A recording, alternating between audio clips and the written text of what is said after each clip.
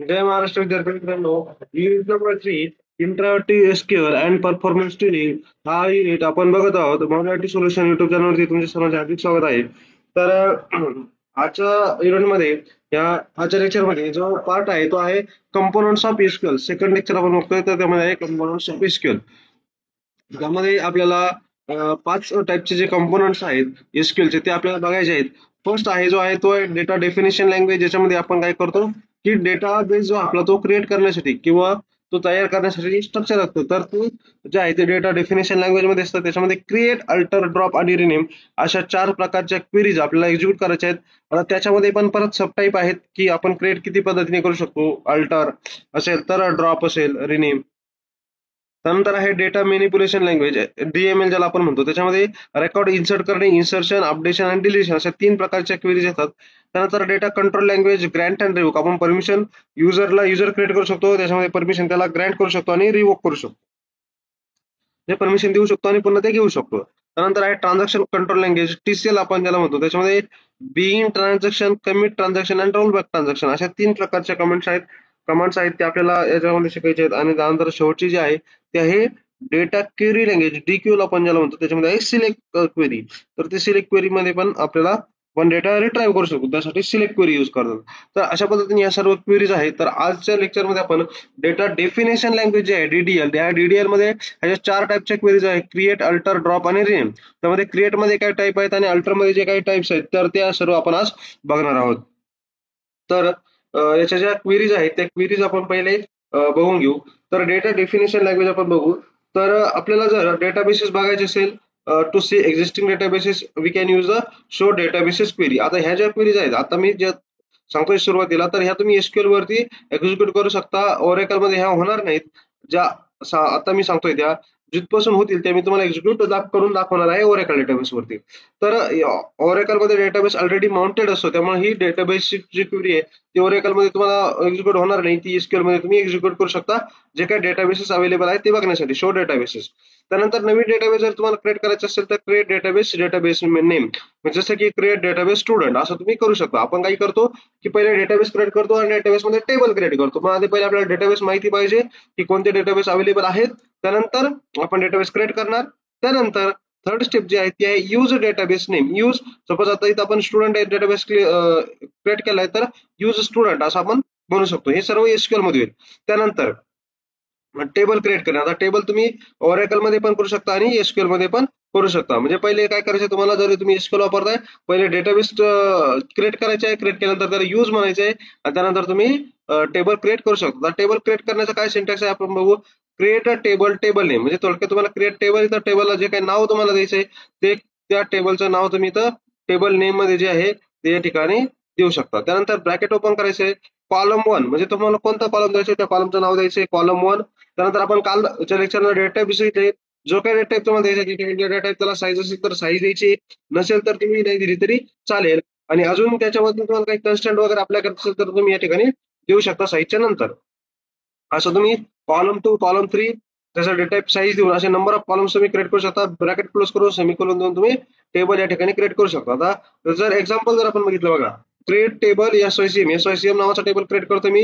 Role underscore name. आता ज्यावेळेस आपण तुम्ही कॉलमचं नाव देतात तर रोल आर आणि एन होतं. जर असं द्यायचं असेल तर त्याच्यामध्ये स्पेस द्यायचा नाही. स्पेस ओरेकल ऍक्सेप्ट करत नाही, डेटाबेस ऍक्सेप्ट करत नाही, त्यामुळे त्याला अंडरस्कोर तुम्ही देऊ शकता. रोल नंबर इंटिजर, त्याला साईज इंटिजरला ओरेकल मध्ये साईज देण्याची गरज नाहीये, तुम्ही नाही दिली तरी चालेल. नेम व्हॅरकॅरला साईज देणं गरजेचं आहे, ब्रॅकेटमध्ये साईज द्यायची. ऍड्रेस इंटिजर, ऍड्रेस आपण इथे इंटिजर घेतलाय तर इंटिजर ऐवजी आपण त्याला ऍड्रेस इंटिजर मध्ये नसतो त्याला आपण व्हॅरकॅर करू, व्हॅरकॅर. आणि त्याची साईज पण आपण या ठिकाणी 50 करून घेऊ. तर अशा पद्धतीने तुम्ही टेबल क्रिएट करू शकतो. याला आपण ओरेकल वरती जे आहे ते एक्झिक्यूट आपण करू शकतो.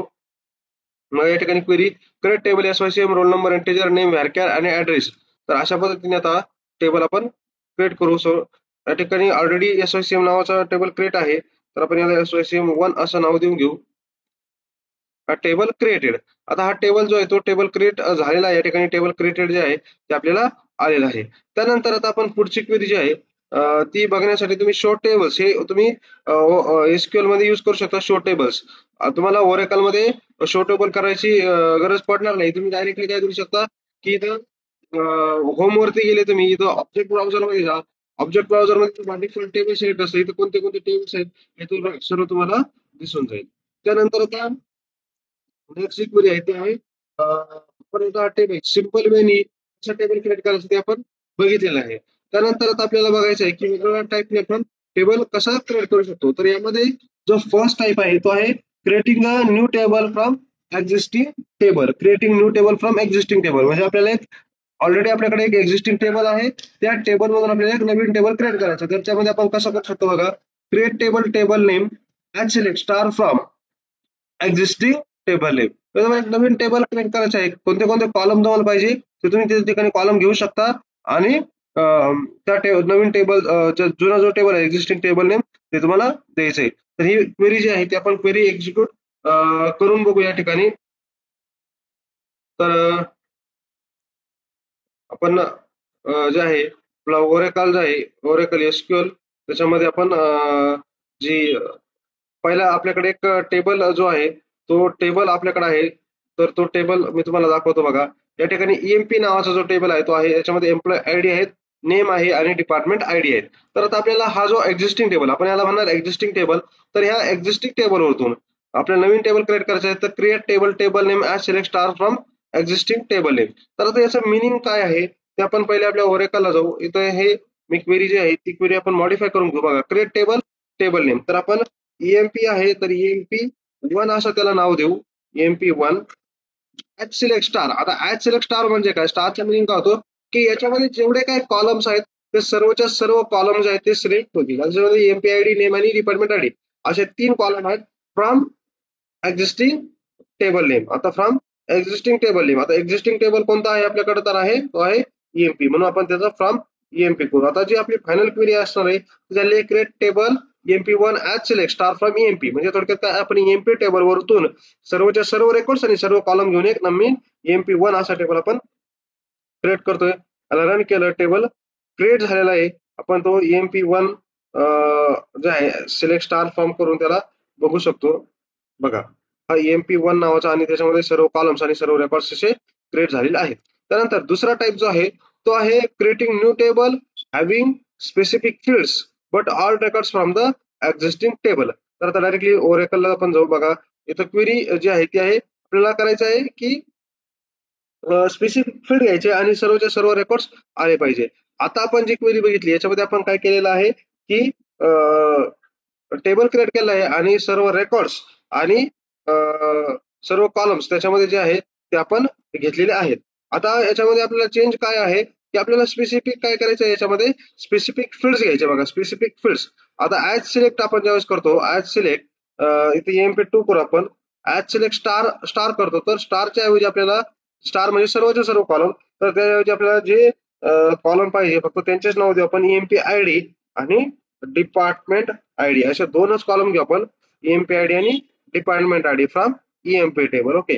आणि आपण रन करू बघा. टेबल क्रिएट झालेला आहे ईएमपी 2 नावाचा. त्याच्यामध्ये 2च कॉलम जे आहेत ते सर्व रेकॉर्ड्स आहेत 2 कॉलम आपल्याला मिळून जाणार आहेत बघा. एम्प्लॉय आयडी आणि डिपार्टमेंट आयडी या ठिकाणी आलेला आहे. त्यानंतर आता थर्ड टाईपची जी क्वेरी आहे थर्ड टाईप तर तो आपण या ठिकाणी बघू. थर्ड टाईप आपल्याला बघायचं आहे. थर्ड टाईप मध्ये बघा creating a new table having specific records but all the fields from existing table. आता इथे काय स्पेसिफिक रेकॉर्ड्स आले पाहिजे आणि सर्वच्या सर्व कॉलम जे आहेत ते आले पाहिजे. त्यासाठी आपल्याला काय करावं लागतं क्वेरी सेम राहील. Create table, table name as select star from existing table name where condition. आपल्याला काही कंडिशनचे रेकॉर्ड काय करायचे आहे त्याच्यामध्ये घ्यायचे आहे. तर आपण पहिले आपला जो टेबल आहे ओरिजिनल टेबल ईएमपी तर तो ईएमपी टेबल आपण बघून घेऊ बघा. हा आपला हा जो आहे हा टेबल आहे ईएमपी.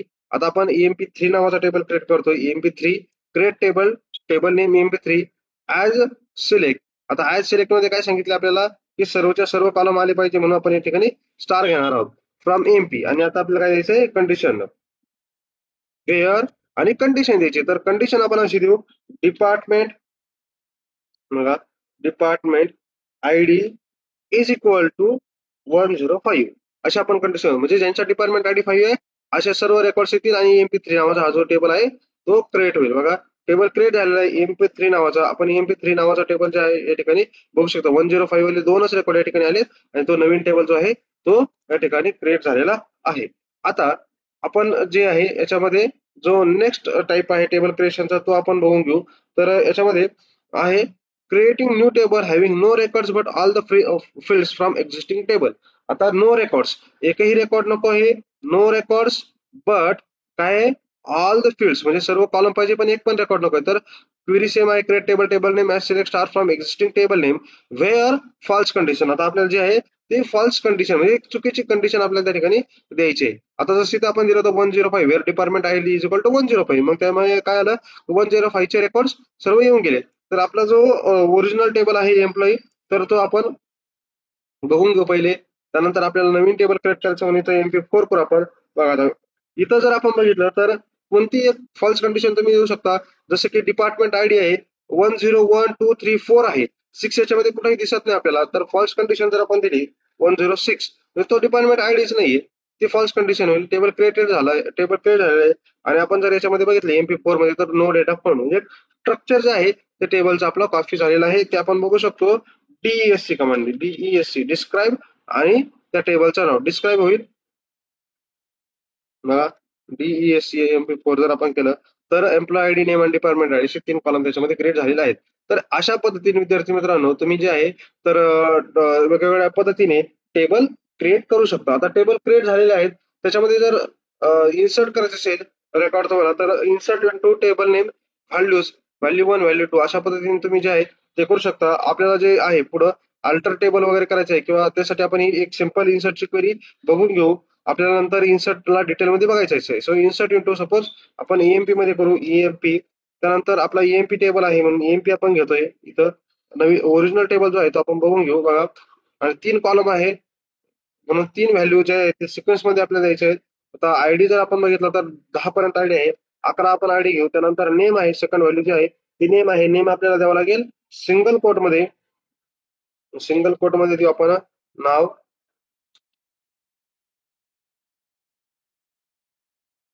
ओके त्यानंतर थर्ड व्हॅल्यू आपल्याला द्यावं लागणार आहे या ठिकाणी.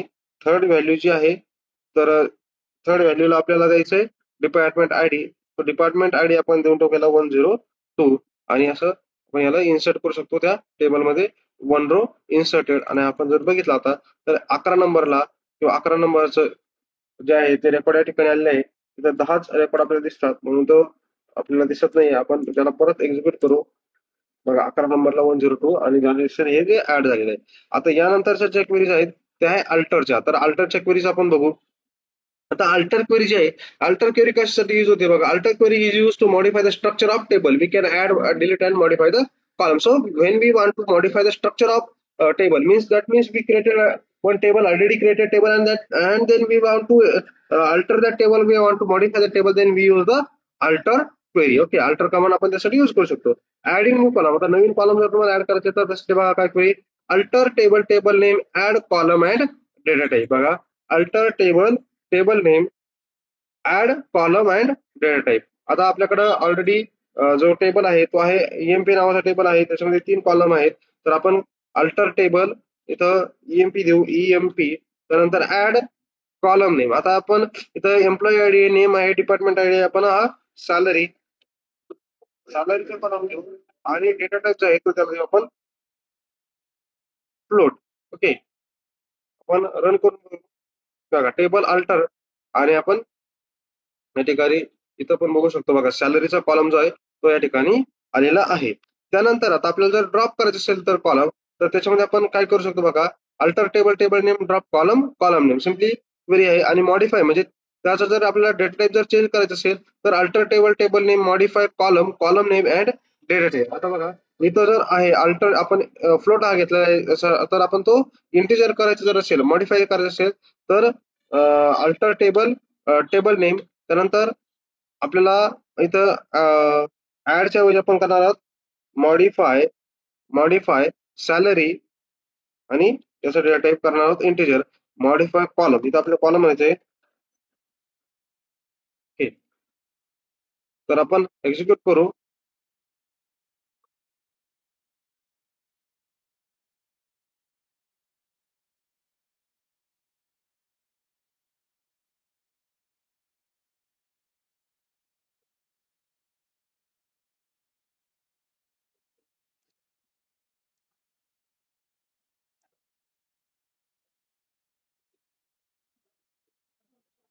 या ठिकाणी आपल्याला पण टेबल जो आहे तो अल्टर करतोय आपण.